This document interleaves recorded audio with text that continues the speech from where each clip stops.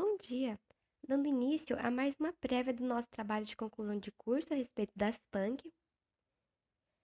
No próximo slide temos o nome dos integrantes do grupo e o título da nossa monografia, qual vamos estar falando sobre a desvalorização das plantas alimentícias não convencionais da região sudeste com enfoque para os inexplorados usos da beldroega, do dente de leão e do lírio do brejo. Partindo então para a introdução, primeiramente o que seriam as PANC? PANC é um acrônimo para plantas alimentícias não convencionais, ou seja, como o próprio nome sugere, são plantas comestíveis que não estão inseridas na nossa esfera cultural e por isso não são muito consumidas por grande parte da população. Embora elas sejam sim resistentes a pragas, de fácil adaptação, de fácil cultivo, muito baratas de se plantar, de se ter em casa, e ainda assim elas são vistas somente como erva daninha ou mato, embora esteja incorreto pensar dessa forma. As punk, elas são sim fonte de nutrientes, fonte de vitaminas, têm sim sua grande importância medicinal, embora elas não apresentem a cura milagrosa de nenhuma doença, não nos impossibilitando de ir ao médico, elas são grandes auxiliadoras nesse sentido. E segundo dados do Inquérito Nacional do ano de 2020, cerca de 20 milhões de pessoas passavam por algum tipo de insegurança alimentar. Ou seja, isso evidencia a necessidade de uma alimentação alternativa na vida da população brasileira. E como as punk, infelizmente, ainda são vistas como mato, elas acabam não sendo consumidas, mesmo que elas sejam sim uma alternativa barata e nutritiva. Bom, o nosso objetivo ele é bem centralizado, na verdade. Ele é focado em levar informação correta a respeito das punk para o maior número de pessoas. Então, a gente busca evidenciar e influenciar o uso das punks selecionadas, né? Daí surgiu o e-book, que vai ser as mesmas informações do artigo acadêmico, do TCC, disposto de uma forma mais prática, porque a gente sabe que nem todo mundo vai ler um TCC. E aí o nosso e-book complementa o nosso objetivo. Como dito, para essa problemática, a solução encontrada foi a criação de um e-book, um livro digital, que mostrasse às pessoas a capacidade das punk, por meio de uma linguagem acessível ao público. Este e-book possui o título de Punk, com enfoque na beldroega, no dente de leão e no lírio do brejo.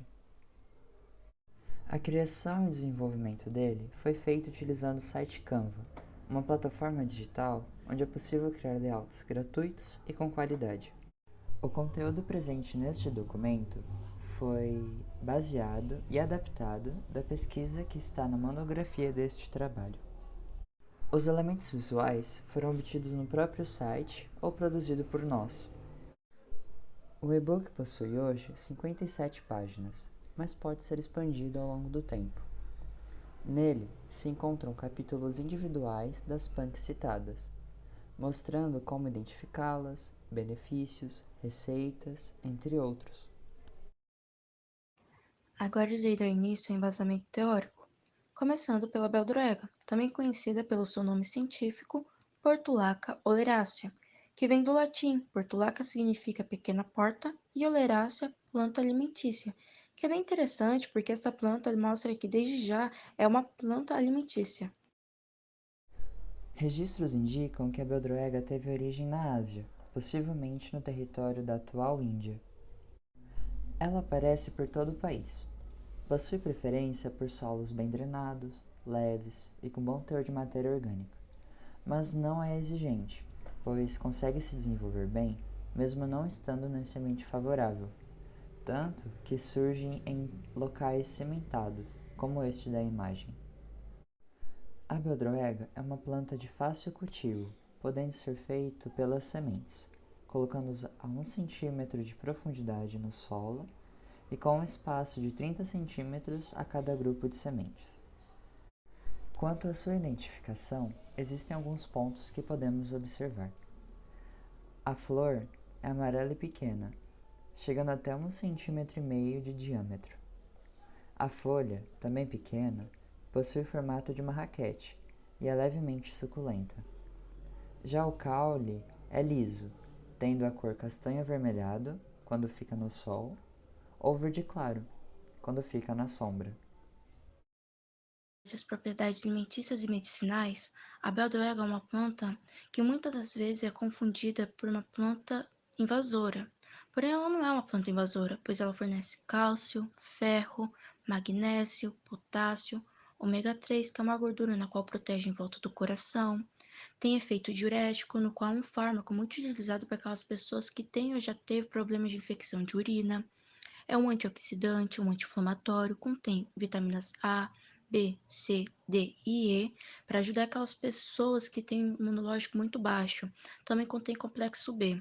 Uma curiosidade bem interessante é que o extrato de beldroga é muito utilizado por aquelas pessoas que têm diabetes, ou seja, ele estabiliza o açúcar no sangue. Também é aplicado em feridas e queimaduras.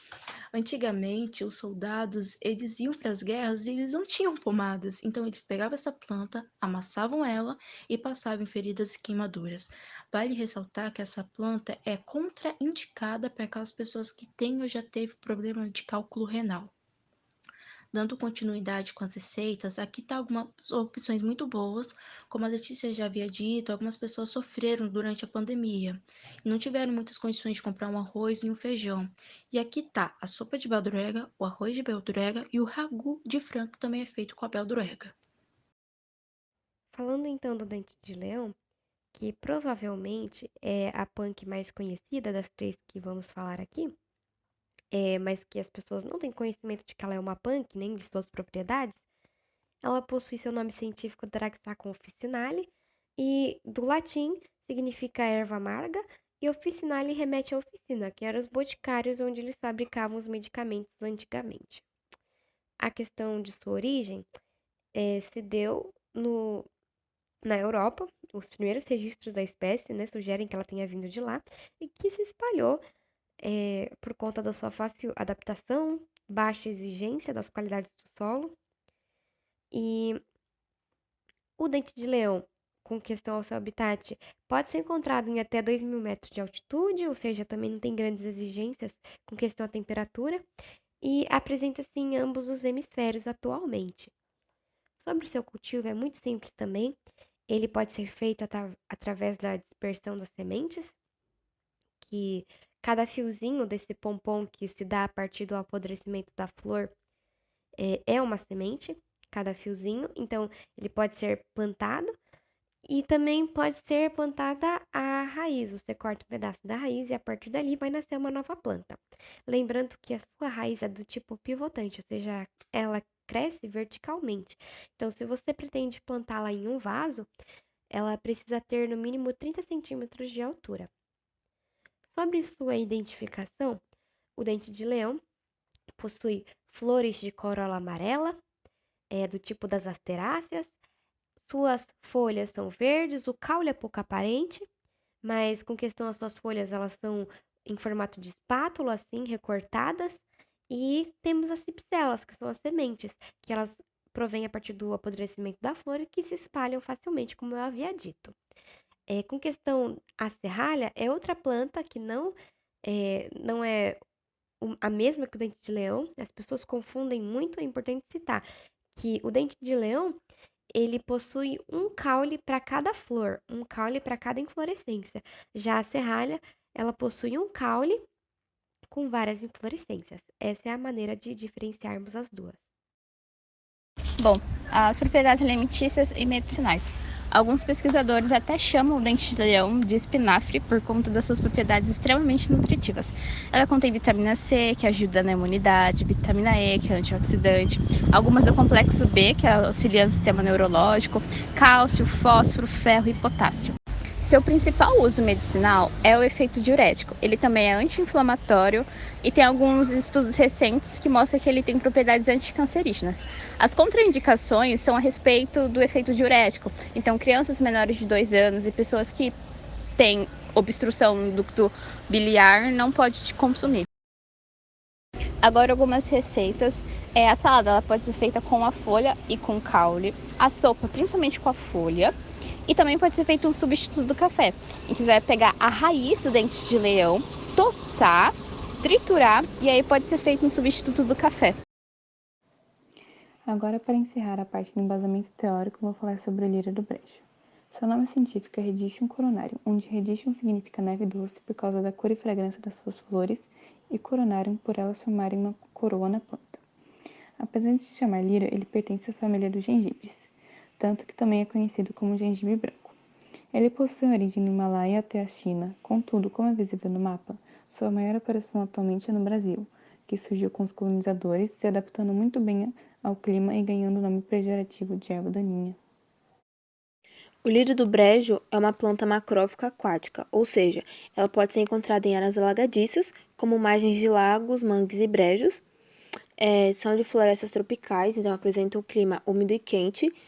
E por ser uma planta invasora, ela é de difícil cultivo, porque ela pode acabar se espalhando no lugar que ela foi plantada e acabar com a vegetação nativa que já existia ali. Precisa estar em ambientes de meia sombra, o solo precisa ser rico em matéria orgânica e ter uma boa drenagem. E é uma planta que precisa ser regada regularmente, precisa estar úmida, só que tomar cuidado para não deixar encharcada. No caso do seu plantio, do rizoma, que é o gengibre, precisa ser plantado enterrado 5 centímetros no solo, com uma distância de 50 centímetros. É uma planta de fácil identificação, né? Apresenta caule, folha, rizoma, raiz e flor. E tem 2 imagens de cada uma dessas partes. No caso dessa primeira, a sua fase de crescimento, e as outras 2. Uma apresenta a sua folha, que é em forma de lança, e a sua flor branca e é perfumada. A outra é o seu caule, que ele é cilíndrico e avermelhado na base. Um rizoma que está bem pequeno, é pouco difícil de visualizar, porque ele está ainda se desenvolvendo. E por fim, a sua raiz. E é uma planta que pode crescer em até 2 metros de altura. O lírio do brejo vem sendo utilizado há centenas de anos na medicina asiática, porém só recentemente começou a serem feitas pesquisas científicas sobre suas propriedades, que são citotóxicas, analgésicas, hepatoprotetor, anticancerígenas, dentre outras. Os bioativos mais comuns no óleo essencial dele e que fornecem essas propriedades são o alfa-beta-penine e o linanol.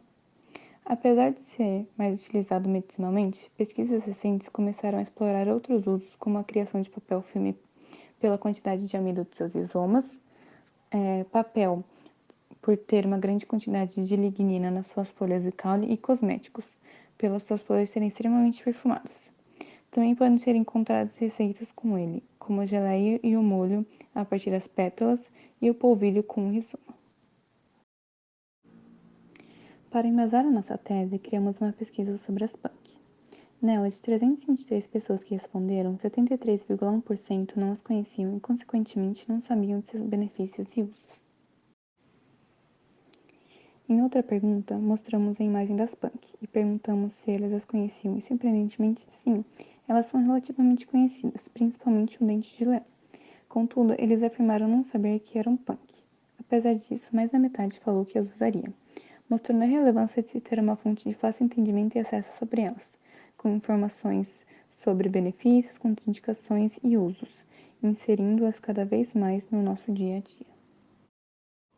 Com base nos dados mencionados, cabe destacar que as punks são pouco valorizadas e que há poucos estudos existentes sobre elas e por conta disso poucas pessoas conhecem. Nós queremos que esse projeto incentive novas pesquisas, que implante mais a punk no dia a dia de cada pessoa, valorizando ela mais e mais por conta dos seus altos benefícios, sejam medicinais ou alimentícios. Obrigada pela atenção, eu espero que gostem e esse foi o nosso trabalho.